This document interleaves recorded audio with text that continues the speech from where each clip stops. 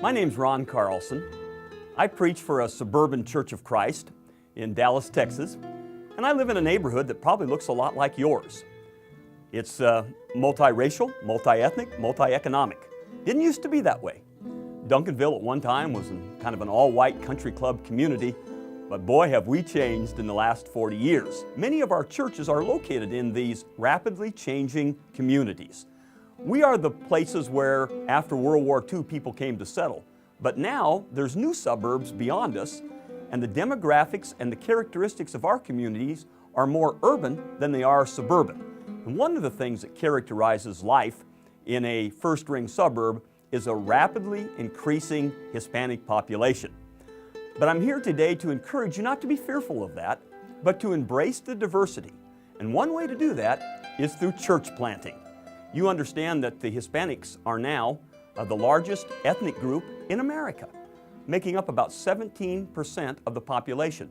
There's nearly 50 million Latinos in America, probably about 10 million here in Texas. But this is no longer a Californian or a Texan phenomenon. From Nashville to Boise to Kansas City, Hispanics are coming in droves into communities and into neighborhoods.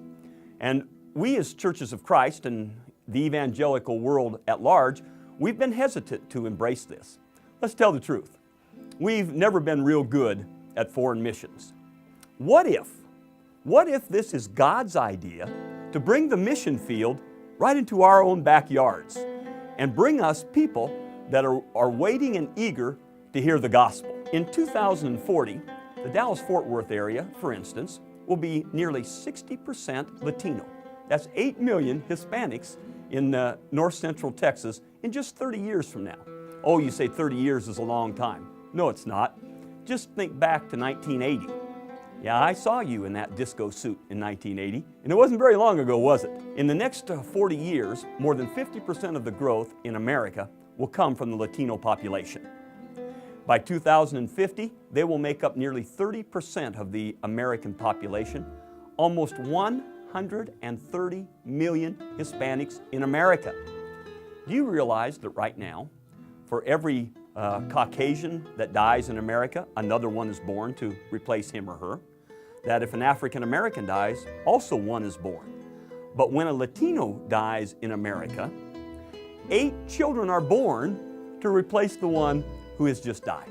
Genesis Alliance is already an up-and-going ministry.